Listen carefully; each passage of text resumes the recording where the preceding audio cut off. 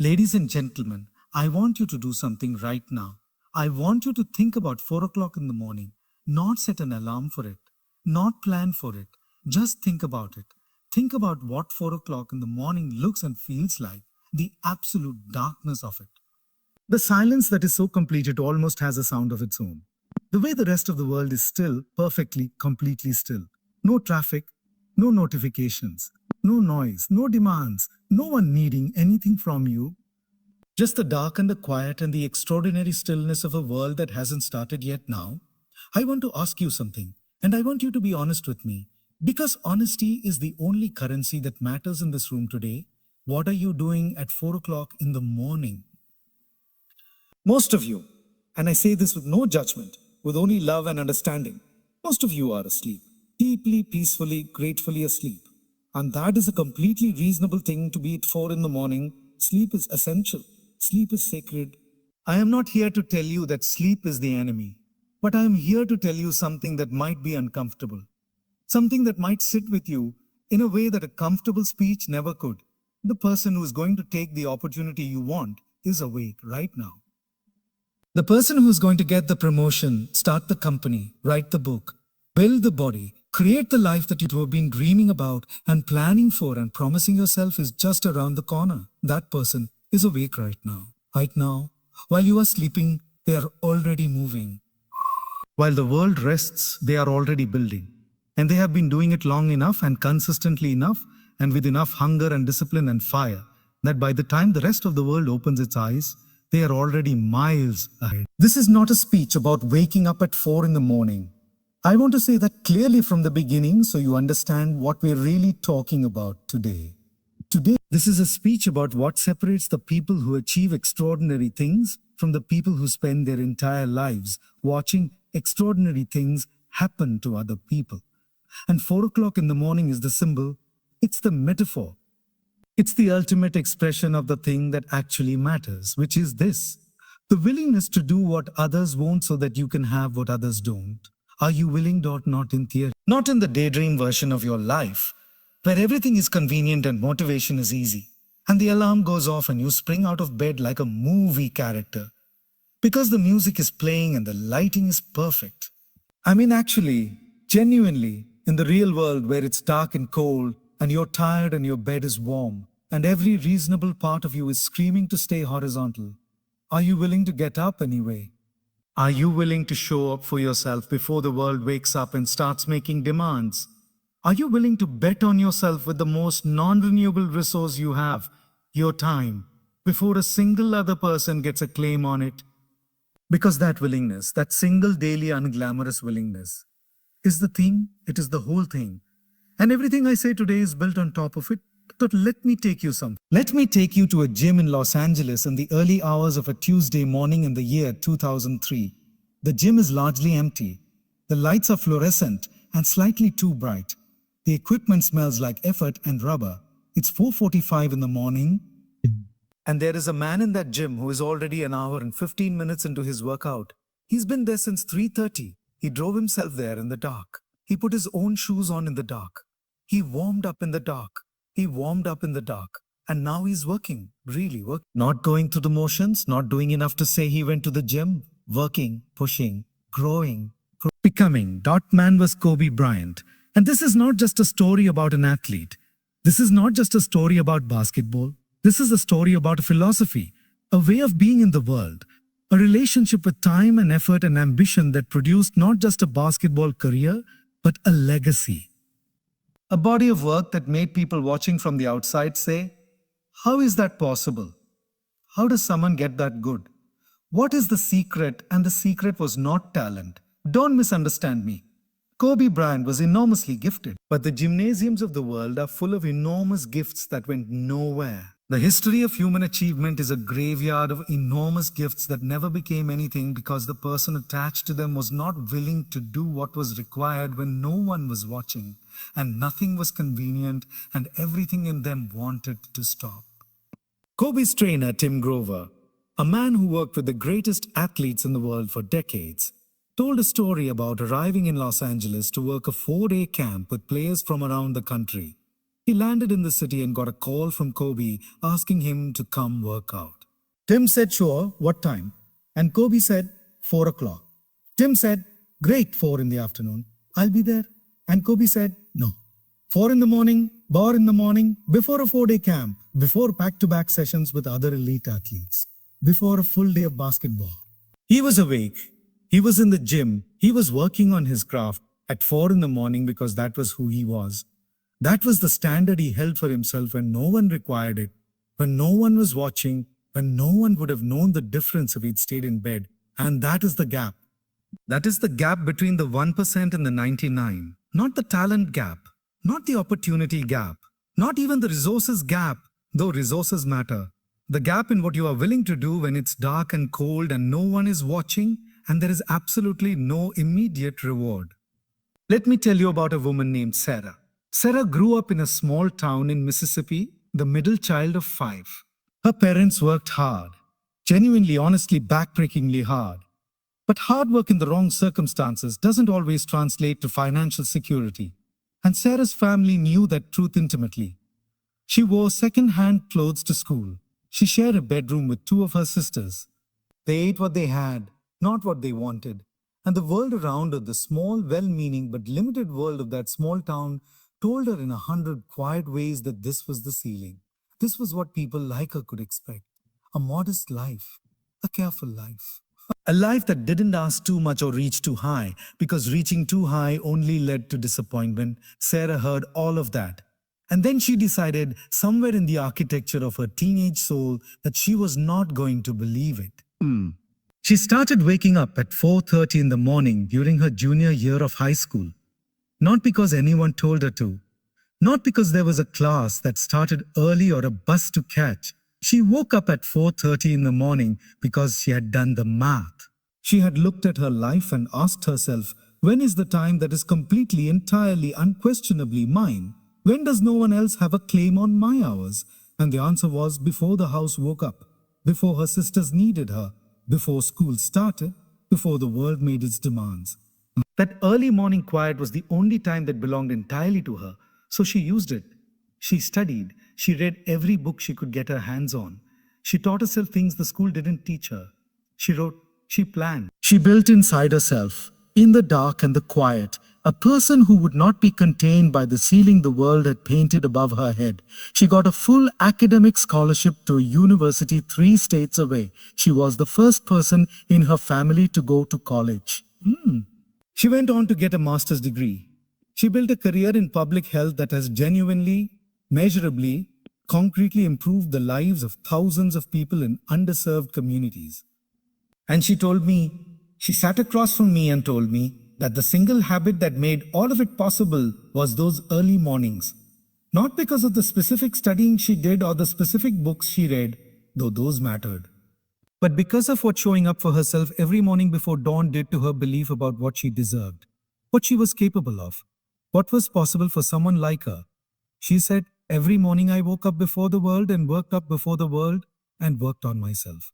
I was making a vote. I was casting a vote for the person I believed I could become. And after enough votes, after enough mornings, the election was decided. I knew who I was, and that knowing was unshakable. I want you to sit with that for a moment. She was casting a vote every morning for herself.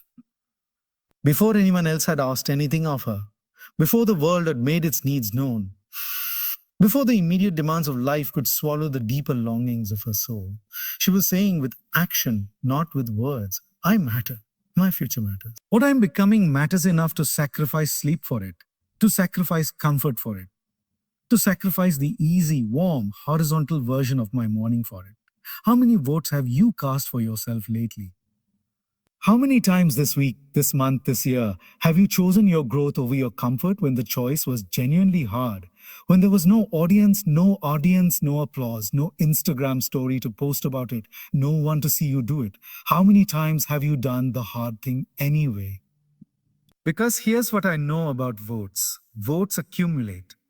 Every single morning that you show up for yourself is a deposit into an account that will pay you back in ways you cannot yet imagine.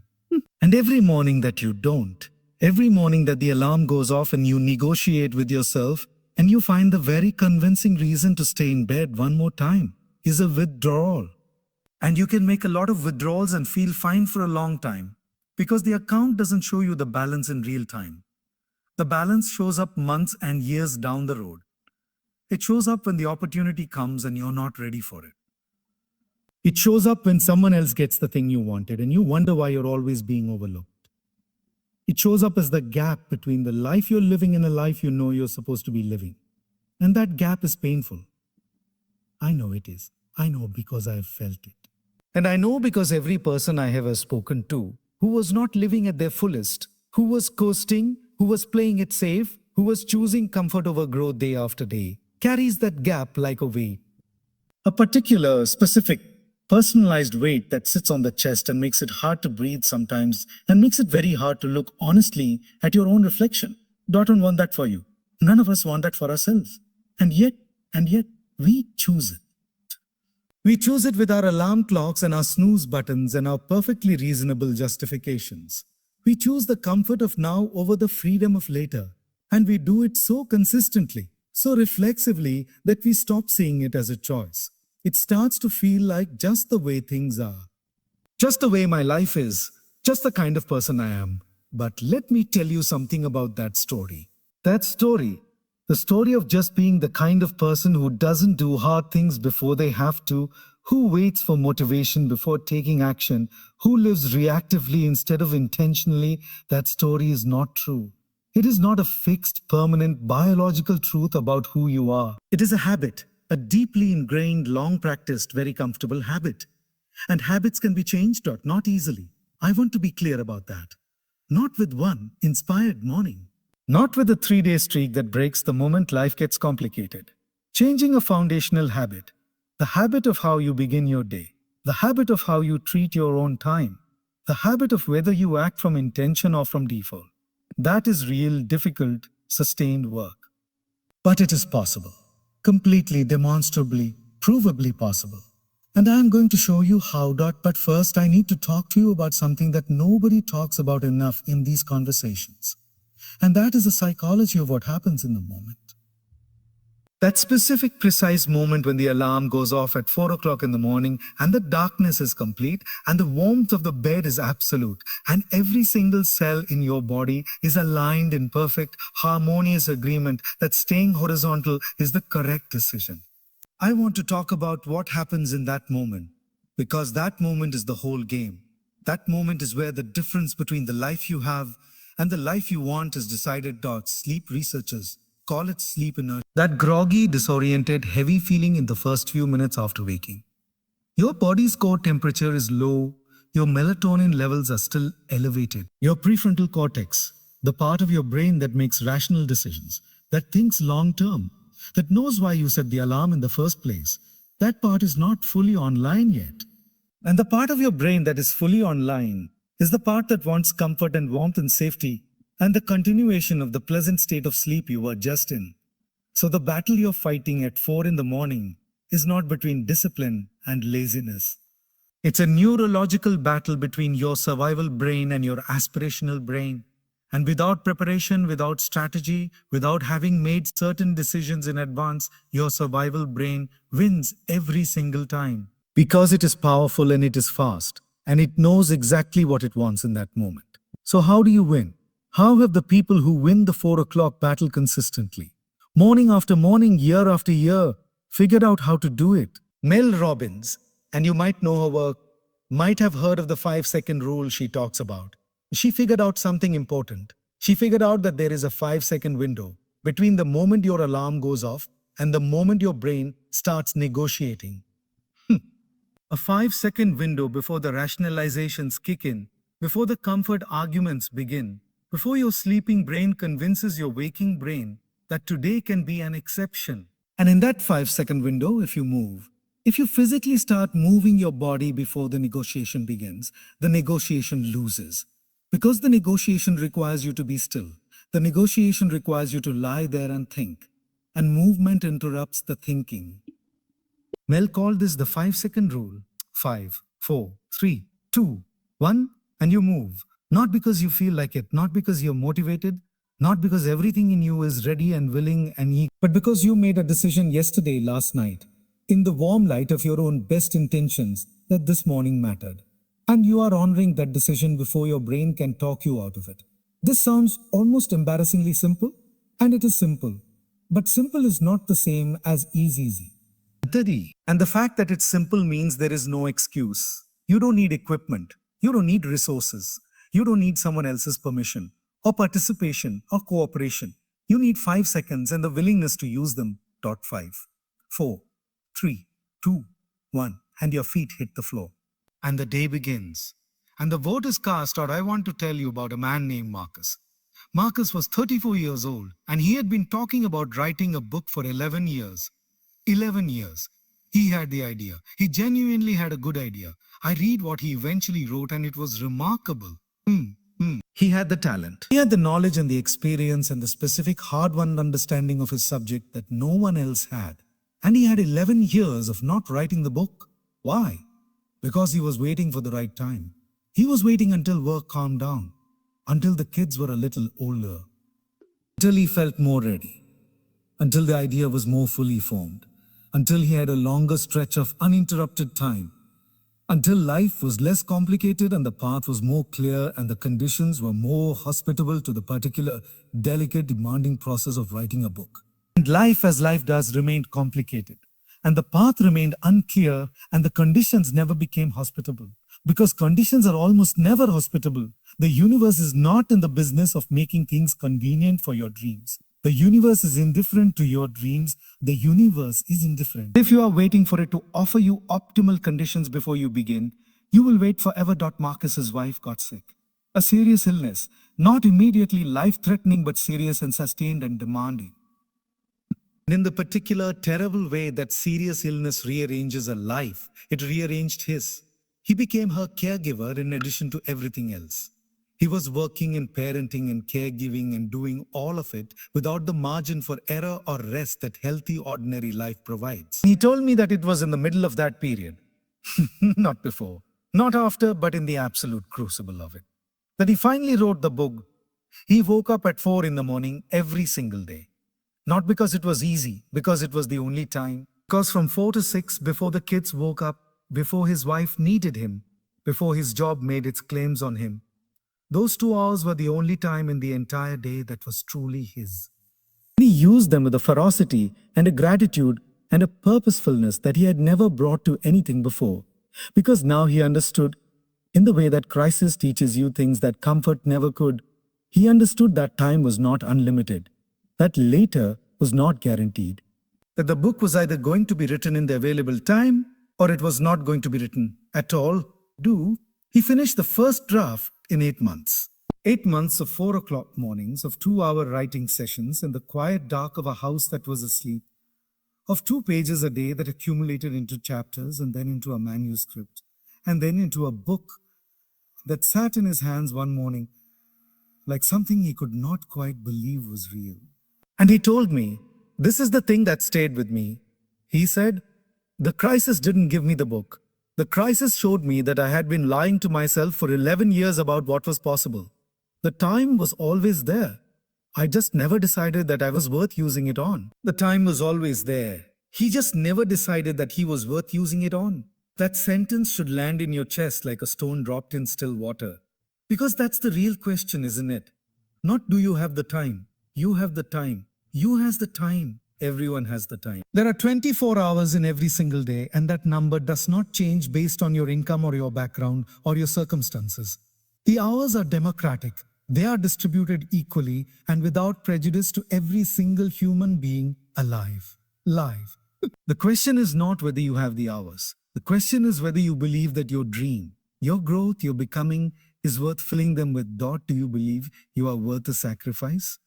Do you believe that the version of you that exists on the other side of the discipline and the discomfort and the 4 o'clock mornings is real enough, valuable enough, worth enough to sacrifice comfort for today? Because if you don't believe that, if somewhere in the deep, unexamined basement of your self-perception, you don't actually believe you are worth that investment, then no alarm clock in the world will save you. You will set it and ignore it. You will start and stop. You will have good weeks and terrible weeks and always find yourself back at the beginning wondering why the discipline never sticks.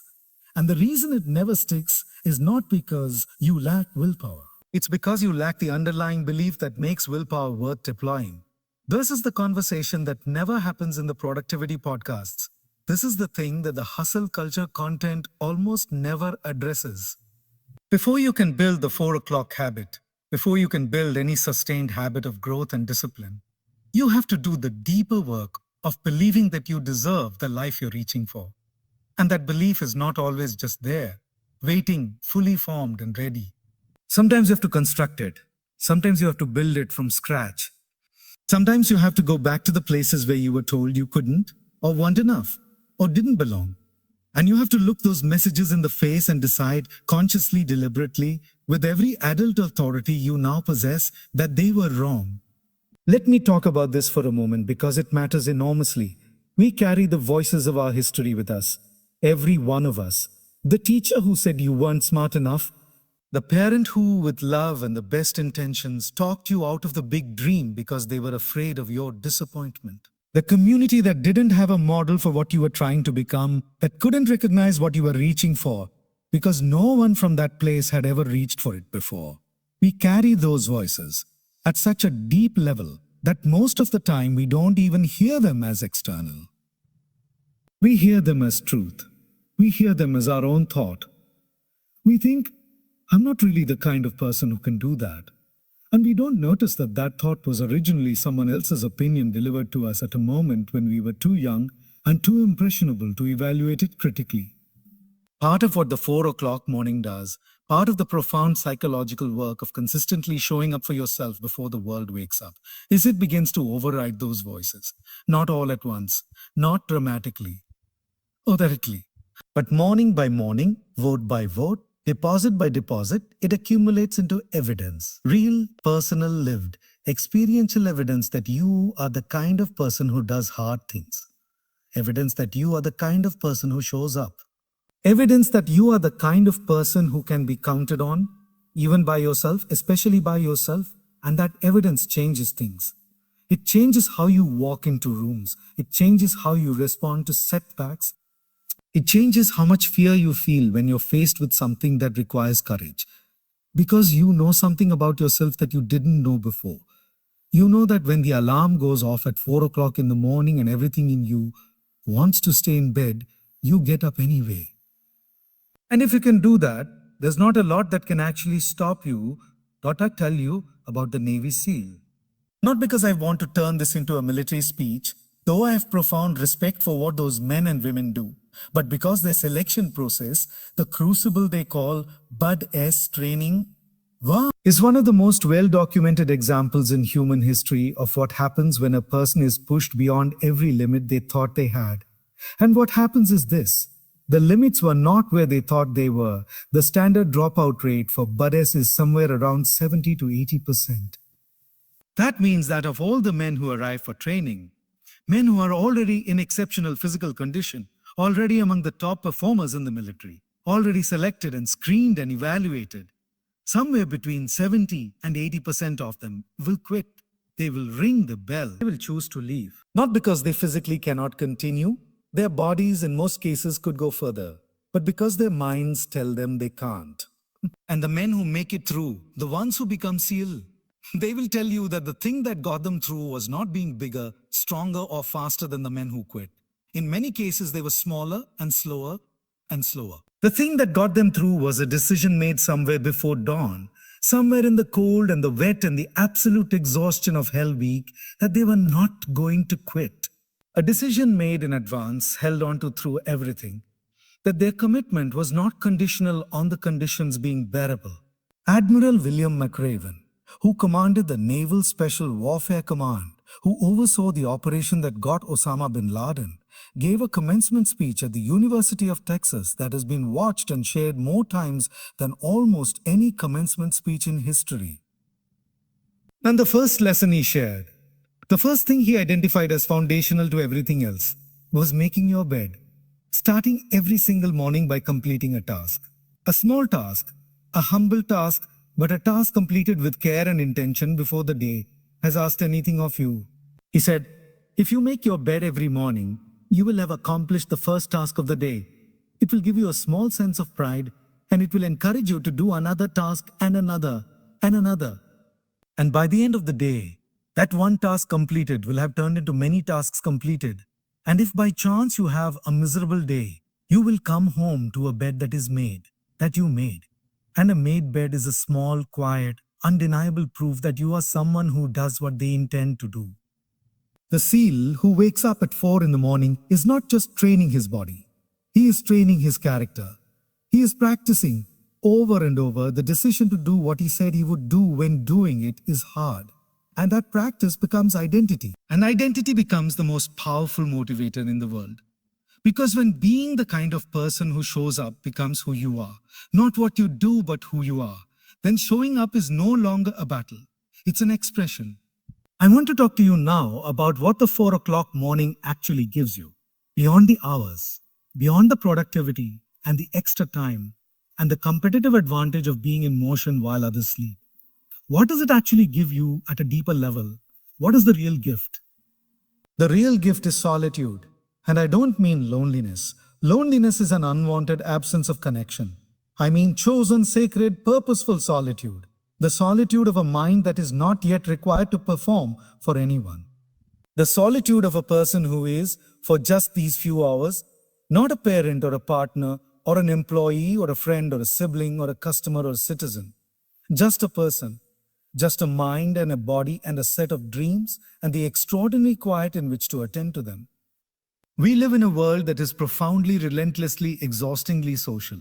We are always performing, always communicating, always being perceived and perceiving, always navigating the complex social calculations that human community requires. And that is beautiful. Human connections beautiful. But it is also tiring. And we often don't recognize how tiring it is because we don't have enough contrast. We don't spend enough time in genuine solitude to feel the difference. The 4 o'clock morning gives you that contrast. It gives you time that belongs to no one but you. Time when your thoughts are your own. Time when you don't need to explain yourself or justify yourself or present yourself in a particular way. Like time when you can be exactly as you are, without performance or pretension, and attend to the things that matter most to you before the world's agenda becomes your agenda. And this matters enormously for creative people, for entrepreneurs, for anyone who is trying to build something that requires original thought, genuine vision, and the particular quality of attention that can only be achieved when the mind is not already fragmented by the demands of everyone else's needs. The early morning hours are cognitively different from any other time of day. Your brain is freshest. The rational, planning, creative prefrontal cortex is fully engaged for the first time after the night's rest. Before the decision fatigue of the day sets in, before the social dynamics of the workplace influence your thinking, before your phone has delivered 40 opinions and 40 demands and 40 pieces of information competing for your attention. It's just you and the problem you're working on and the quiet clarity of an early morning mind. Mind of the most prolific and impactful creators in history have been early risers. Benjamin Franklin woke at 5. Ernest Hemingway wrote from first light. Georgia O'Keeffe started her days before sunrise. Georgia O'Keeffe started her days before sunrise. Tim Cook, CEO of Apple, is famously awake before 4 in the morning. Oprah Winfrey has spoken about her early morning routine of silence and reflection. Howard Schultz, who built Starbucks into a global brand, was reportedly in his office before 6 every morning. These are not coincidences. These are not just personality quirks. These are people who understood intuitively or deliberately that the morning is where the gold is, that the hours before the world makes its claims are the hours when you get to make your claims on yourself. But I want to step back for a moment because I know some of you are thinking about biology, and you're right to think about it. Because there is real, solid, peer-reviewed research on chronotypes, the biological variation in human sleep-wake cycles. That means some people are naturally inclined toward early mornings, and some people are genuinely, constitutionally, at the cellular level, more alert and functional in the evening hours. And those differences are real. Night owls are not lazy. They are different, and differences in chronotype deserve respect. So let me be precise about what I'm actually saying. I'm not saying that 4 o'clock in the morning is the magic number for every person on earth. What I'm saying is that somewhere in your day, somewhere there are hours that belong entirely to you if you are willing to claim them before the rest of your life does. For some people that is 4 in the morning. For others it is 5:30. For others it might be the late evening after the house goes quiet and the world has stopped its demands. The specific time is not the point. The point is the intention. The point is the decision to carve out unknown time, owned by no one but you, for the work that matters most. The time you protect so ferociously that not even the reasonable, understandable, well-intentioned needs of the people who love you get to have it. Because it is yours. Because what you are building in it is important. Because what you are becoming in it is worth protecting. Now let me talk about the thing that destroys more 4 o'clock habits than almost anything else. And that thing is inconsistency followed by perfectionism. This is the cycle. You start. You're fired up. You've heard the speech, read the book, listen to the podcast, and you are ready. You set the alarm for 4:15 and you go to bed early. And the next morning you wake up before it even goes off. Because the motivation is fresh and powerful and real. And you have a great morning. A really great morning. You're up, you're working, you're in flow, you feel like a completely different person. And you go into your day with this energy and this confidence that carries you through everything, and that night you go to bed with genuine pride. And then the next morning the alarm goes off and the motivation is a little less fresh and a little less powerful, and you hit snooze once and then twice. And then the third time you turn it off entirely and sleep another hour and a half. And a half. And when you finally wake up, you feel not rested but guilty. And the guilt is so uncomfortable that your brain, helpful organ that it is, finds ways to justify what happened. It was one morning. I needed the sleep. I'll make up for it tomorrow. I'm not a machine. And tomorrow comes and it's a little better, but then the weekend hits, and the weekend has its own logic and its own schedule. And the 4 o'clock alarm doesn't seem to fit into the weekend, and so you take a break. Just for the weekend, we begin. And then Monday comes and you're resetting the alarm. But there's this subtle undermining knowledge that you already broke the streak. The perfect record is gone. And for a perfectionist, a broken streak is almost worse than no streak at all. Because the perfectionist is not just building a habit. The perfectionist is building an identity. And when the identity takes a hit, when the perfect record shows a crack, the temptation is to abandon the whole project. To say, I'm just not that kind of person, and go back to the version of yourself that doesn't have to feel the guilt of failing to meet the standard on. I'm telling you this because I want to inoculate you against it before it happens. Because it will happen. You will miss a morning. You will miss a week. You will have seasons where the habit falls apart because life requires that. Because illness or family crisis or genuine overwhelming circumstance makes the 4 o'clock morning genuinely impossible. And that is okay. That is human. That is reality. The goal is not perfection. The goal is return. The most important skill in building any long-term habit is not the discipline to maintain it perfectly. It's the resilience to return to it after you've broken it. The willingness to get back up without wallowing, without excessive self-criticism, without treating the missed morning as proof that you can't do this. Miss a day, fine. Miss a week, okay. But come back, always come back. Because the person who sustains a habit imperfectly over years will always outperform the person who sustains it perfectly for 3 weeks and then quits when the perfection cracks. James Clear wrote a brilliant book about habits, puts it this way, and I'm paraphrasing because what matters is the concept. He says never miss twice. You can miss once. Life happens, things come up. You miss once and you don't judge yourself for it. But do not let the exception become the norm. Do not let one miss turn into two into a week and a week into the end of the habit. The rule is never miss twice. One miss is an interruption. One miss is an interruption. Two misses is the beginning of a new habit, the habit of not doing the thing. Let me tell you about a different kind of 4 o'clock story. Because not all of them are about athletics or books or business. Some of them are about survival. And I think those might be the most powerful of all. There's a man I know. I'll call him Raymond because he values his privacy. Raymond grew up in a neighborhood in Chicago where, as he put it to me, with a directness that I found jarring and honest and important, the most likely outcome for someone like him was prison or an early grave. Not because of something essential or inevitable about him or the people around him, but because of the specific, documented, researched reality of what concentrated poverty and lack of opportunity and exposure to violence does to the statistical trajectory of a young man's life. Raymond knew several people who were killed before they were 20 years old. He was present at one of those deaths. He was 15. And something in him at 15 looked at what was happening and made a decision that was quiet and private and completely his own. He was going to become something that this place and this circumstance did not plan for him to become. He started waking up at 4 in the morning to read. To read. Not because someone told him to.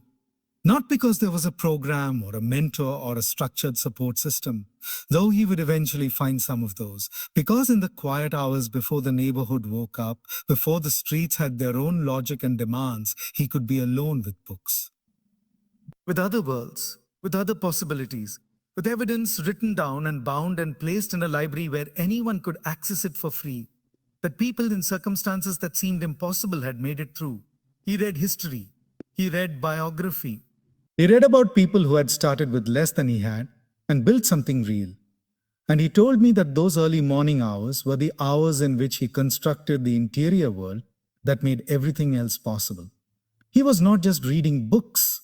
He was building a different understanding of what was possible for himself. He was building the private inner knowledge that he was not limited to what the world around him expected. He was building in the dark and the quiet a vision of himself that he then spent years becoming. Raymond has a PhD now. He runs a non-profit that works with young people in the same neighborhood where he grew up.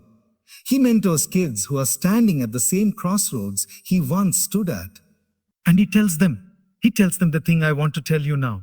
He says the 4 o'clock morning is not about productivity. It's about sovereignty.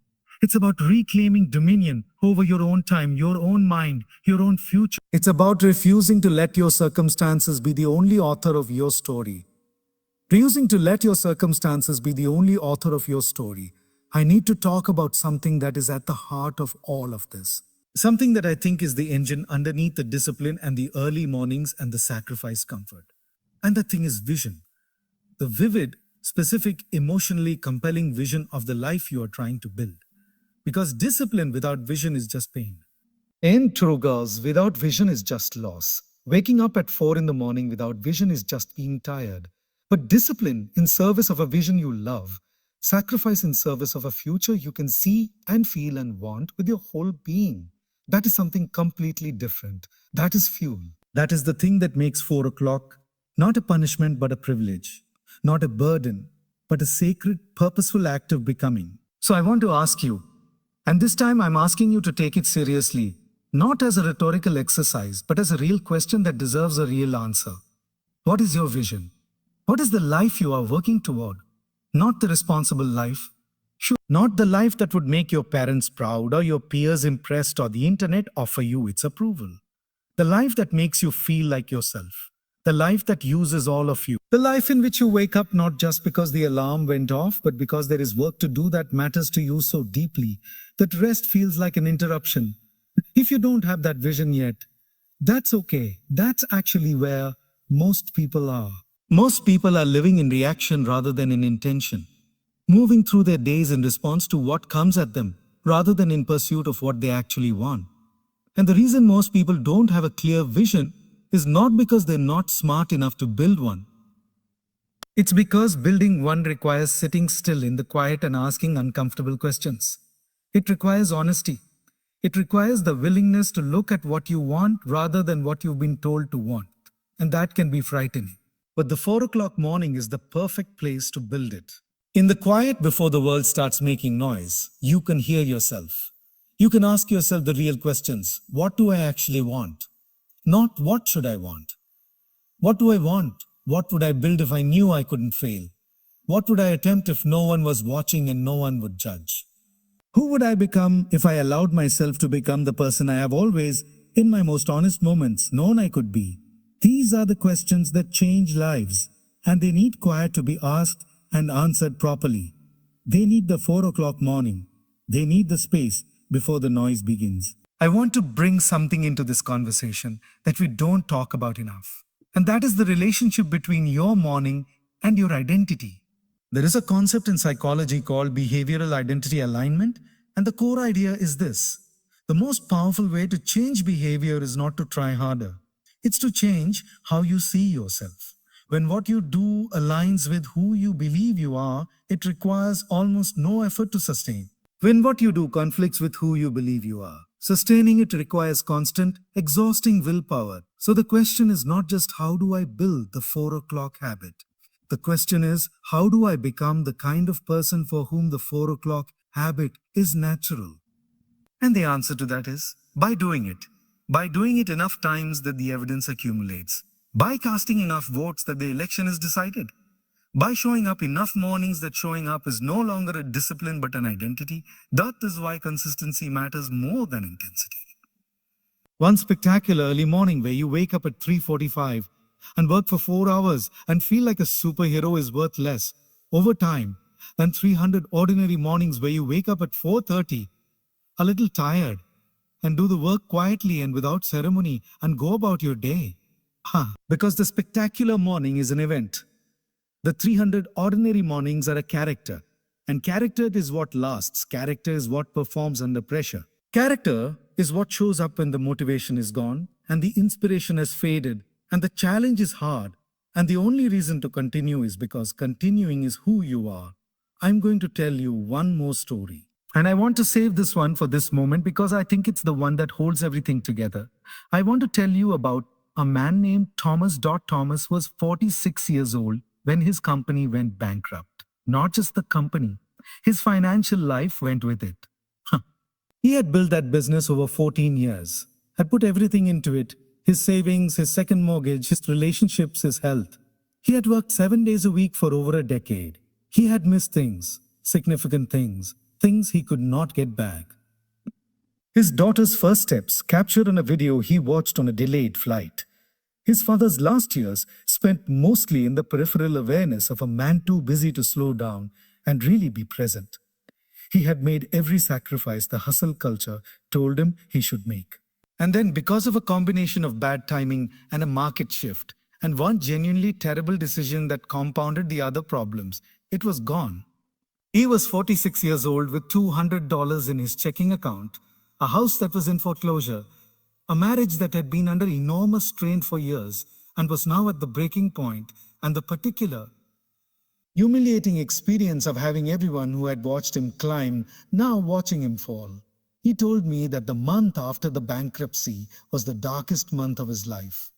He couldn't sleep, not because he was intentionally waking up early, but because sleep wouldn't come. He would lie awake at 3:34 in the morning, his mind running through the wreckage of everything, cataloging the loss, rehearsing the regret, calculating and recalculating the mistakes that had led here. And then one morning at 4 o'clock, he got up. He didn't have a plan. He didn't have a strategy. He was just tired of lying in the dark with the weight of it. He made coffee. He sat at the kitchen table in the dark and he started writing, just to get the thoughts out of his head and onto paper, just to stop the circular running of his mind. He wrote for 2 hours. And at 6 o'clock, when his wife came downstairs, he had pages. Not a plan, not a solution, but pages. And he felt, for the first time in weeks, slightly less buried.